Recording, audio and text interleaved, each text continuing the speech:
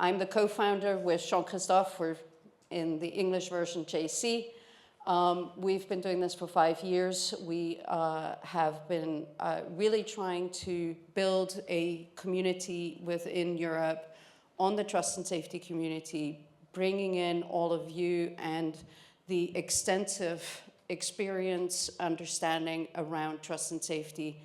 What I'm really excited about this week, this year, and for today and tomorrow is that we're really talking about some interesting topics that are timely and relevant in today with, of course, AI. Agentic AI is the headlines, of course, still at this moment, but we have sessions on image-based sexual abuse. We have sessions on adult content and age verification.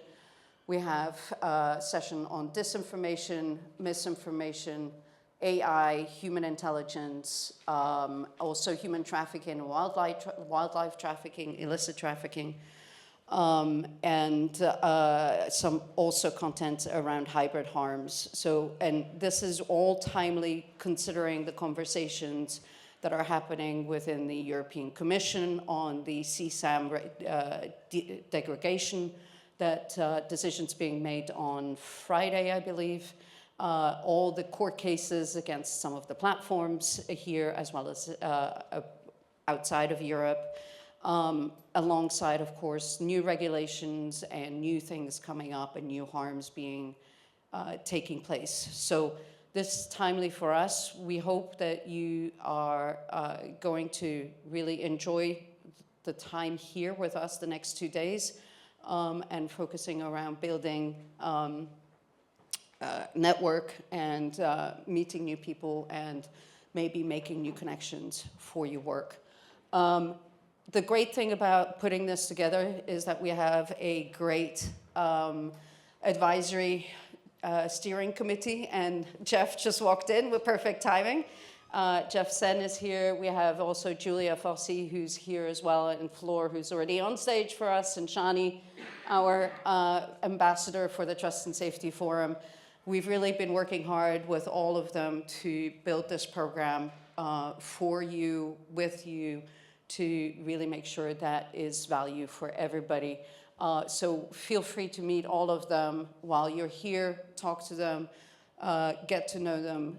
They've got amazing experience and understanding around trust and safety in this field. Henry is also in the other room, actually, and he'll be speaking in the next session as well. Save the dates, as I know we all get busy, so put it in your calendar. Jean-Christophe, or JC, and I also do the Trust and Safety Festival. We do this outside of Europe. We have the next one coming up in Australia. Who doesn't want to go to Australia? I know it's far, but still fun once you get there, in 8th and 9th of October. And then the following week, we all go to India and do the same thing in India for the Global South. We did our first Trust and Safety Festival in India last October with about 500 people over 2 days. And then if you like this session or this year for today and tomorrow, please come back next year. The dates are the 9th and 10th of March. It is a month earlier, just because Easter falls on this weekend, on the 28th and 29th of March next year. So they moved it up by a few weeks. So keep those in mind. If you're interested, if you have colleagues that work in those regions, we would love to talk to them and be in contact and help us build the programs for those regions. So put those in your calendars. As always, at the end of this day, on the first day, we reconvene in this room for a nice cocktail hour sponsored by AWS.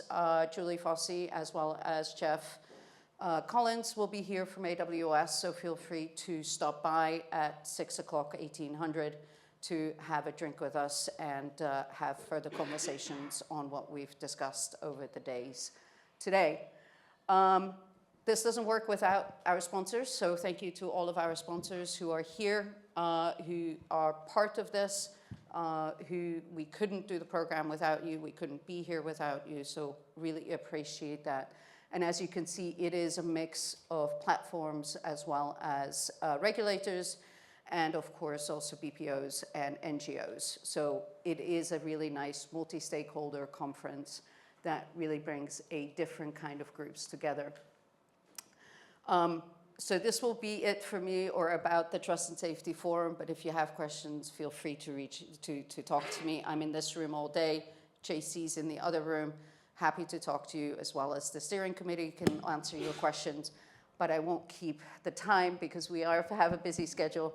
I will pass it over to Shani to do the first session, and before I do that, I apologize. One thing you will need to know that as part of this first session, this is an intro to tomorrow. Some of you will be joining us tomorrow for the closed workshop on Sandbox, regulatory Sandbox, and thanks to Iona and Core Sandbox, we are really doing a 3 consecutive workshops with youth.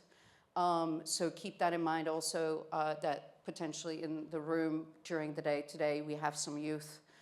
When I say youth, 18 plus, but we can still consider them as youth as such. So just keep that in mind when you're having conversations, and feel free to introduce yourself to them because they would love to also talk to you and learn from your experience. But we're excited to have them with us tomorrow from France, Ireland, and Greece. So a great mix. But I will stop talking and pass it over to Shani. Thank you. Thank you, Caroline.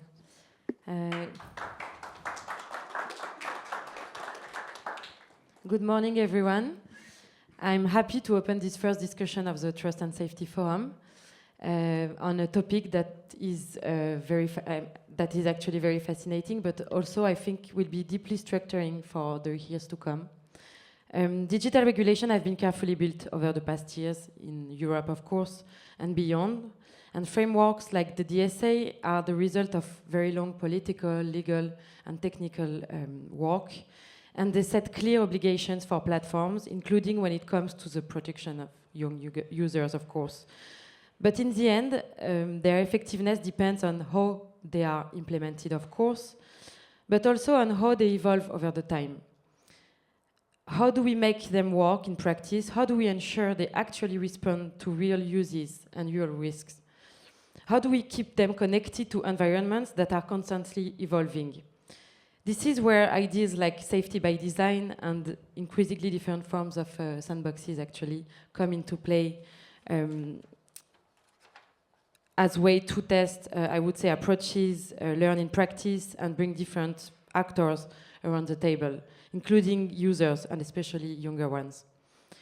So the objective of this discussion is quite simple: to look at what we are learning from the implementation of these frameworks, where the gaps remain in practice, and how experimental and collaborative approaches like sandboxes can help address them. And with that, I'm very glad to have this conversation with Andreas Molnar, Senior Digital Policy Manager and Director of Online Safety at the TUM think tank, who has been working extensively on sandboxes. Flor Bouhaïdouane, is it the right way to pronounce it? Director of Platform Supervision at the Irish Media Regulator, and I won't try to pronounce the name of the media regulator for sure, at the forefront of implementing the DSA in practice. Marc Damy, privacy researcher at the University of Twente and co-founder of Control at Reclaim, bringing the perspective of younger users into these debates. And Johanna Nula, founder of Core Sandbox, the first regulatory sandbox dedicated to child online safety. So thank you all for being here, and let's get started. And if that's okay, I would love to begin with you, Andreas, because we are using a lot this term of sandbox today, especially when we speak about like digital regulation, but it still covers quite different realities in practice. And you've written actually a policy paper last summer, and there is an upcoming one. And I would love you to just highlight key design considerations, that would help developing sandboxes flexible, right-based, and also, of course, content-aware governance tools. Well, thank you very much, Shani, and to JC and Caroline for the invitation. It's a real pleasure to be among such distinguished panelists. at the Trust and Safety Forum. So, as you mentioned, we recently released at the TUM think tank, together with the global network of centers, a policy brief on sandboxes. And we also have an upcoming publication on the same topic at the Privacy Laws and Business Journal. So in our work, looking at the literature, we defined regulatory sandboxes as temporary, controlled and supervised environments in which new technologies, business models, or regulatory approaches can be tested before being subject to the full force of existing rules. As Shani noted, and I think we mentioned it in our analytical work as well, sandboxes are not a single instrument. The scholarship distinguishes at least two distinct logics that shape their design. Sandboxes as instruments of innovation promotion, reducing regulatory friction for market entrants, and sandboxes as instruments of regulatory learning, building institutional capacity to govern technologies not yet fully understood. In practice, the first logic privileges speed and market access.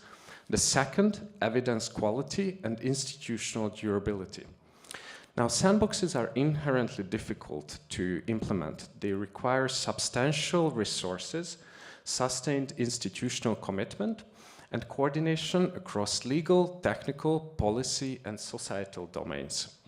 Meeting these requirements is structurally difficult, not merely technically demanding. It requires regulatory agencies to acquire competences they often lack and sustain them over timescales that exceed typical policy cycles.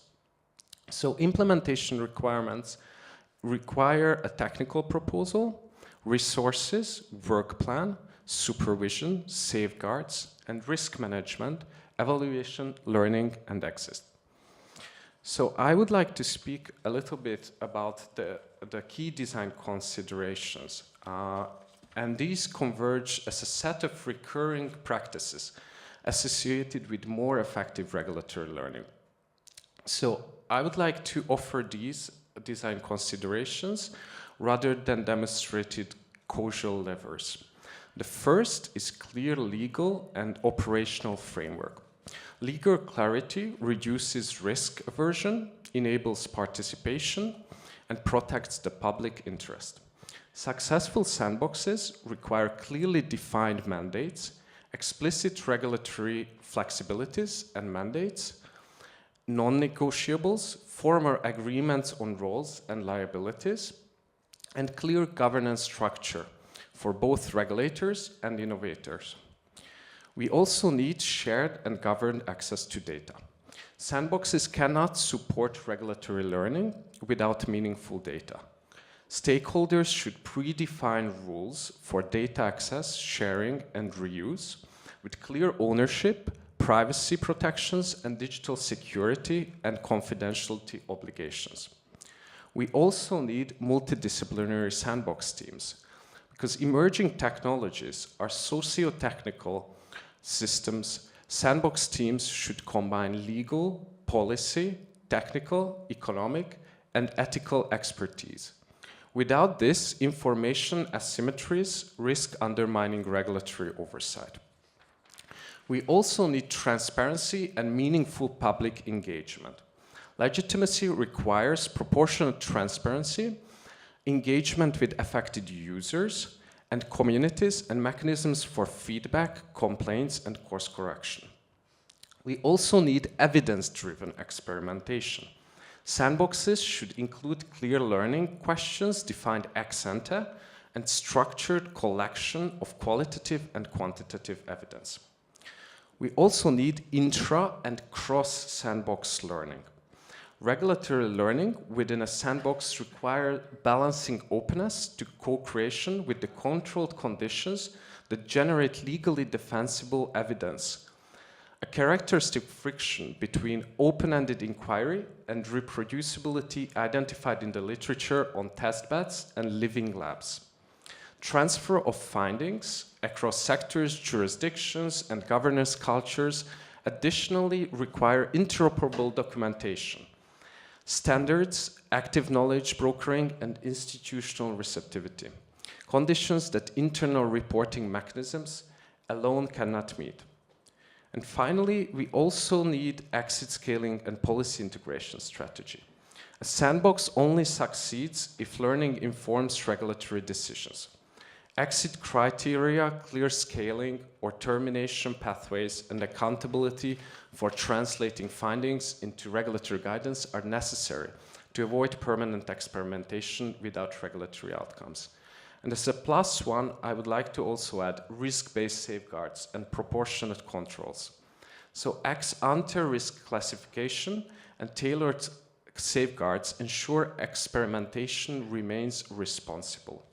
Clear red lines for non-negotiable and non-permissible risks and the ability to pause or terminate experiments when risks arise are essential. So I think these design practices are all essential for successful sandbox implementation. Thank you, Shan. Thank you, Andreas. Very interesting. Flor, you work for the Irish media regulator, which plays, of course, a key role in implementing the DSA, especially since most of the largest platforms in Europe are based in Ireland. And one of the key aspects of the framework is the protection of minors. Could you tell us, so in that context, you have set up actually a youth advisory committee, I think. Could you tell us more about this initiative, you know, what it is, what the objectives, and concretely what it is in practice? Thank you. Thanks, Shani. Yeah, can you hear me? So just to put back in context, so Commission Naman is the name of the Irish DSE. I'm Flor Bouedouane, I'm Director of Platform Supervision. And Commission Naman really look after the implementation of 3 regulations, which are the DSA, so Digital Service Act, but also what we have on call, our online safety code that come from the OSMR, online safety media regulation, and also TCO, so terrorist content online. And through our online safety code, we had to implement a statutory committee, a youth advisory committee, that has been established, had to be established a year after the creation of Commission Naman, and they are really advising Commission Naman to assist and they assist and advise us in relation to our online safety function and other matters. And they are, by that, they're facilitating an environment to really gather the views of young people, so 18, 25 years old, 25 is the really maximum age. And we have also organizations representing children and young people, such as belong to WebWise. We have one called the Irish Traveller Movement and National Parents Council. So we concentrate on different topics. That's really interesting because we, for example, when we were drafting the online safety code, we consulted them, a report came out, so that was, we could have the views of young people. But we would also, the policy team will also have information session with them around maybe straighten, for example, the protection of children from online harm. So every time we have something when we think we need the views of young people, we can ask to consult them, and we have maybe a workshop or something like that. And then lastly, for Safer Internet Day, for example, we had really documentation around that went to all students, primary, secondary school, around how to protect yourself online, how to use also internet to have critical thinking when you post something. And then we asked them also if it was actually age appropriate, what they think about it, if it was engaging. So they really help at different level. What we want really is to have not, we always have young people in mind, but we really want them to involve in them, not just having them in mind. So I think that's a good, even if it's statutory, I think it's a good thing to have and should be used from different regulation, for sure. Indeed, and we're entering the subject, definitely. Mark, following on this, so through Control-Alt-Reclaim, you've been reacting to the proposal law that is today discussed at the Senate on the ban of the minors under 15. So basically, in your op-ed in Le Monde, you're saying that this type of measure shifts responsibility into young users instead of addressing the dynamics of platforms and the economic models, of course, of platforms. And ultimately, it's quite symbolic. It's quite a symbolic response, more than a structural response, according to you. Can you tell us more about everything that you've been, addressing in this op-ed? Yeah. So I think like this regulation on social media ban is a bit the let's say case study of what we shouldn't do in terms of regulation, if I must go in the thing, and that's why I like this approach of core, the sandbox, bringing also young people and trying to think a bit differently the thing, because first we need protection of youth online. That's needed. We just believe it's not a way to go the way it was done. First, because banning young children is not protecting either under 15 and young people above 15. And also we have this thing of like regulation built without youth miss many key points. For example, in the first draft proposed by the French Parliament, the way it was written will have banned most video games except the Switch, so that will be the only legal gaming console for young people. It will have banned also those platforms used by high schools, middle schools to, for example, send homeworks to students, to pupils. So that was a bit fun to see that like just adults do not get what young people do online. And they are just some form of paternalistic approach of this regulation where they want to tell the kid what they should do and basically what they have done when they were 15, but world have changed somehow. And that's why we call to have a bit more open approach. And a bit on a different note, not so much criticism toward like, let's say, this paternalism, but also this kind of law sends a terrible message to the youth. Like right now, we send to the youth that the world is not so good, and even your online space, you should not even go there. Like that's an highly depressing message sent to the youth on like, no, just do not connect online with people. I mean, we live already in a world where young people are aware that like, it's not the best moment to be 15, but sending yet another message on like, you should not even connect online is a really terrible thing. And we advocate also for the state, so to create more hope, create spaces where young people can be. And I like hearing education, because that's something that should be done and be invested largely in Europe, like teaching young people how to behave online. And to give you a last example of this, when we discussed, because we're a European movement, with some Estonian policymakers, they were a bit amused by this ban, because they were not really seeing the point, because since that's a highly digitalized country, they have already quite a lot of digital literacy education. And for them, they're like, no, but we need to teach people how, or young people, how to detect harm online and not just ban them from the harm.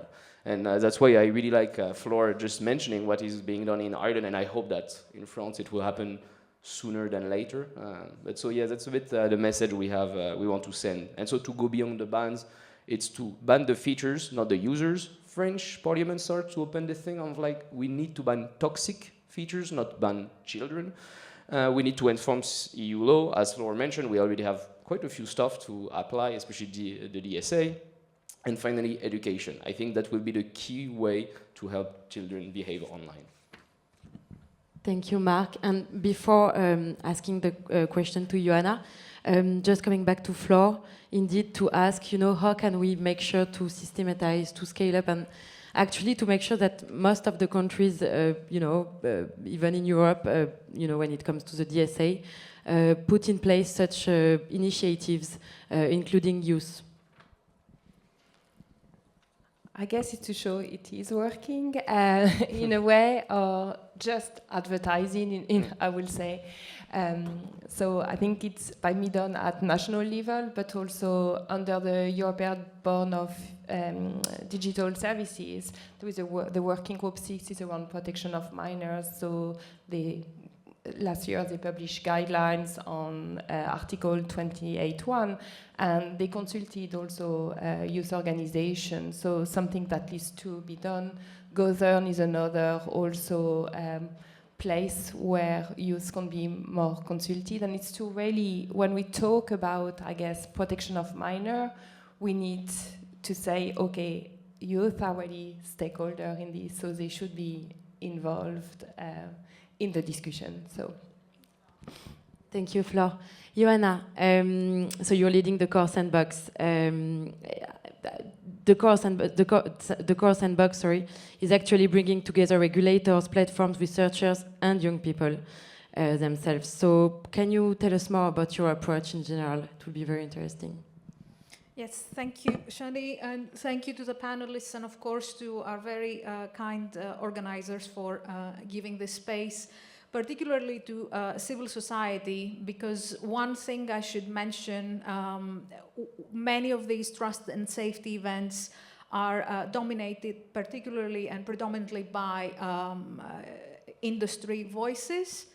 And I feel that we have a good example here of the value of bringing the different voices together. And the sandbox, I would say, the core sandbox, standing for Child Online Redress, is an idea me and my colleagues argue that whose time has come. So I started the core sandbox bringing my different hats together. So I've worked as a teacher. I've worked as a teacher, I've worked as an academic, and I've led civil society initiatives.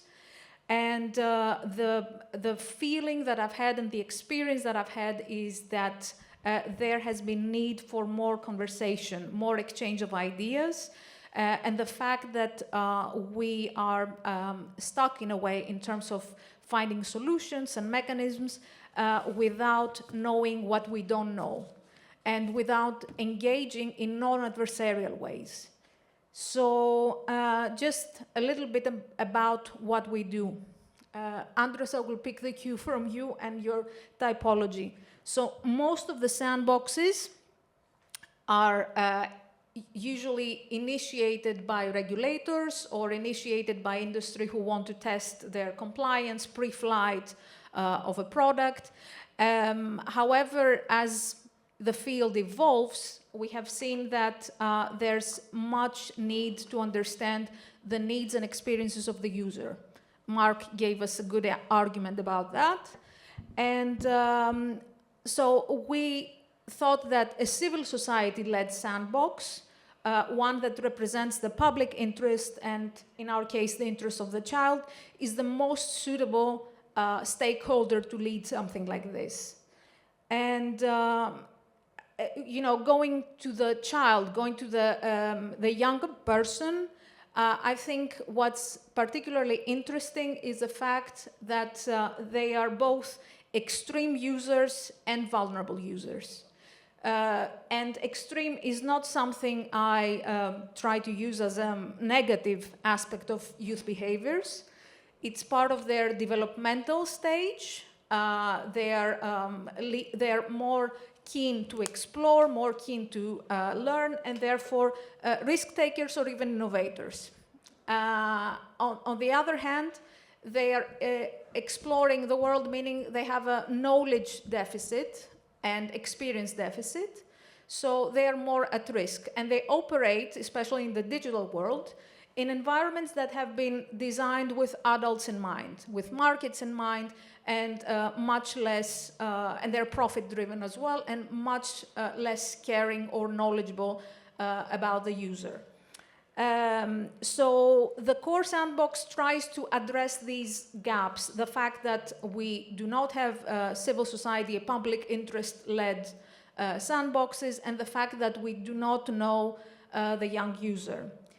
And we try to do this by working closely with youth. That's why we work with organizations and particularly helplines who have their ears on the ground. They know the vulnerabilities. And for me, it was a revelation when, before starting, and it was one of the motivations to start the Sandbox, I just found myself at the 20th anniversary of Child Helpline International.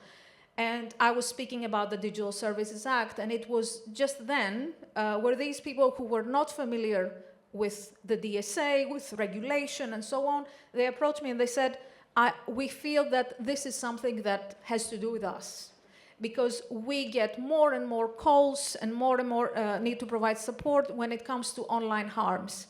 So this is the reason that we brought these different stakeholders together in order to give a more equitable voice to young people.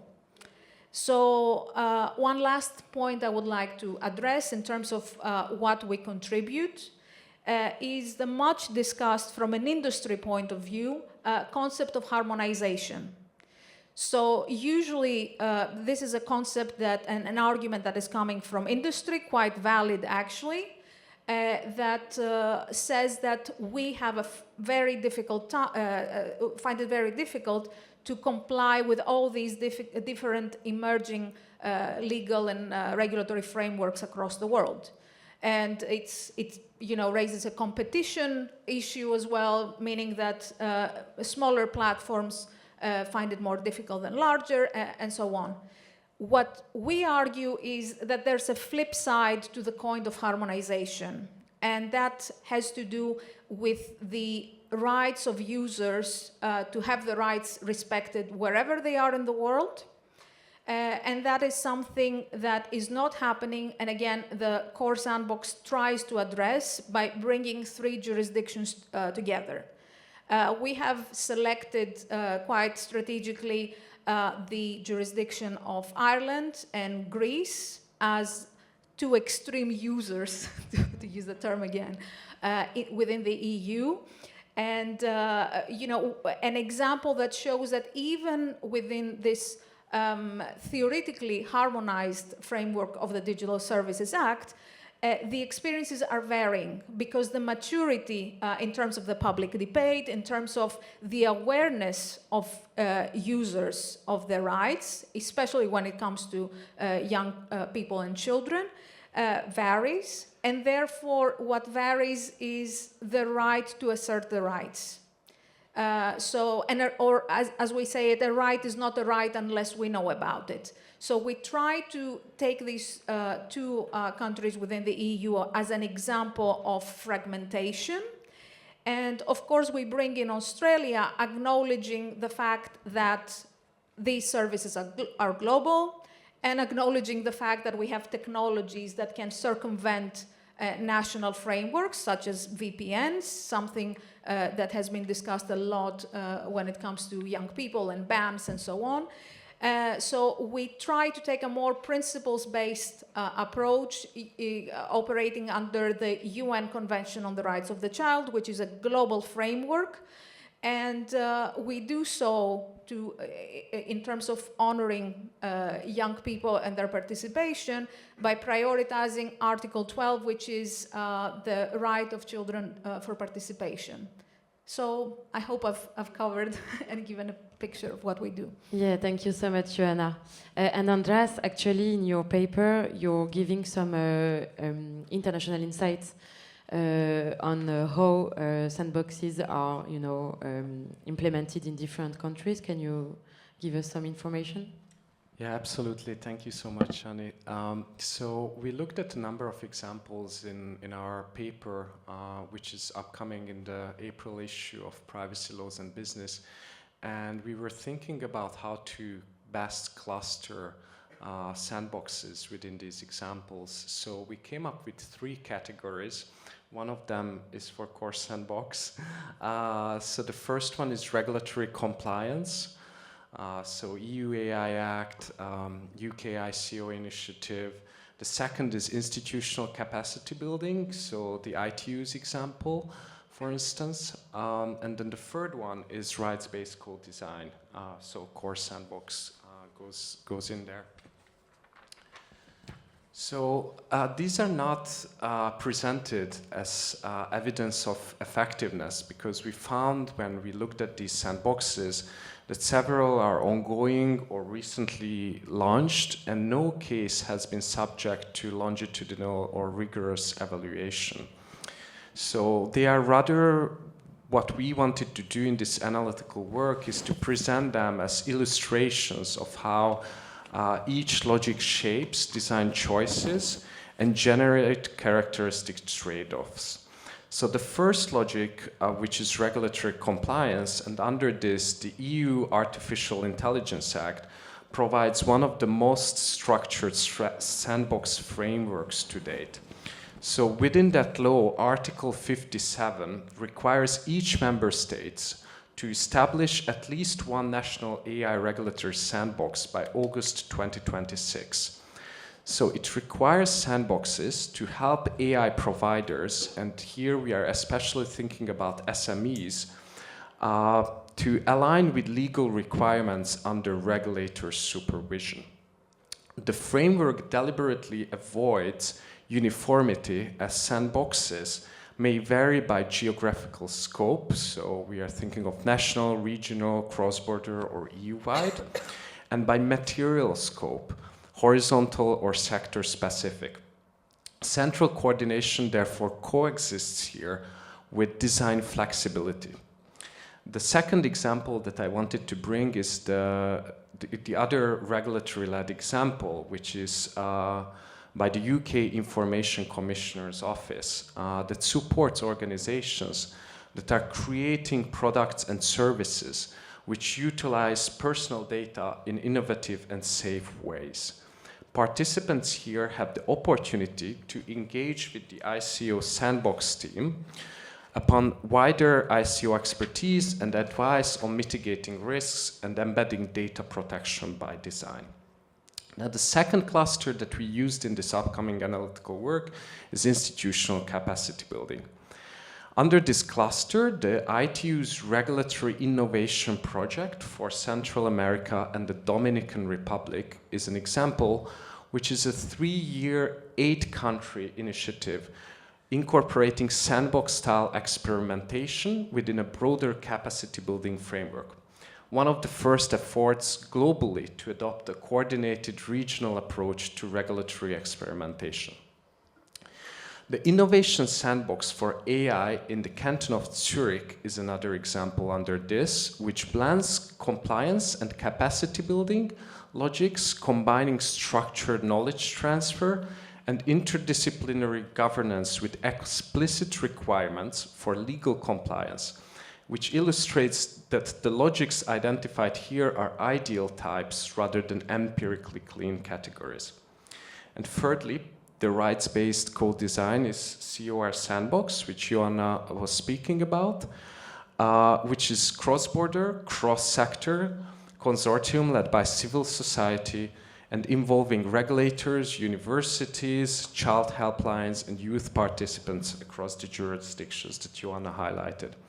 Now, this I found very important because we didn't see any other digital safety sandboxes, so the existence of this is very, very welcome.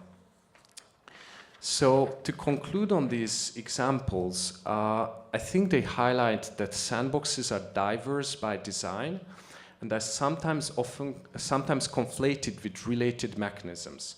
Policy labs, legal pilots, innovation accelerators. Now, to succeed, their design must be fit for purpose, calibrated to the institutional maturity, regulatory culture, and strategic objectives of the context in which they operate, rather than imported from jurisdictions where conditions differ materially.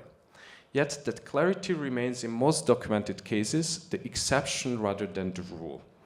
The learning rationale that distinguishes a sandbox as a governance instrument is the dimension most systematically underspecified and most vulnerable to being crowded out by the faster, more legible demands of innovation promotion that Joanna also highlighted. So we argue in this analytical work that stakeholders should move beyond narrow conceptions of regulatory sandboxes and build inclusive, agile, and learning-oriented sandbox ecosystems, ones that treat the quality of institutional learning generated and its translation into durable regulatory knowledge as primary metrics of success.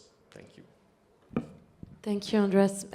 Maybe Joanna, you can follow on this one, explaining us what are your upcoming projects or your ongoing projects actually, and maybe the challenges that you are encountering, and yeah, thank you. Thank you. So as Andrea said, the core sandbox falls under the umbrella of a stream of work which we aspire to create and pave, and that is the one of digital safety sandboxes. What we are now working on, and again, our first strategic choice was to focus on redress. So again, in my previous roles, I found that companies who tend to listen to their users are the ones who show an element of accountability, implicit rather than explicit and public-facing accountability, and the ones that are more mature and advance their operations and safety operations. So redress it was a tough choice for us because of the reason that it's an alien concept. So I'm sure the majority of people, when I speak to them about what we do, they're like, okay, what is it? And to put it simply, it's a path. If we think about digital services and online platforms in particular, you're all very familiar with reporting tools. And responses, less so familiar, and care and remedies.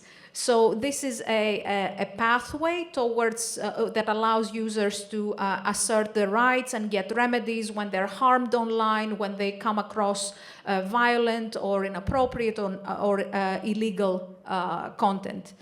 So the other thing that we saw when it comes to redress is that it's a very an underexplored and little talked about concept.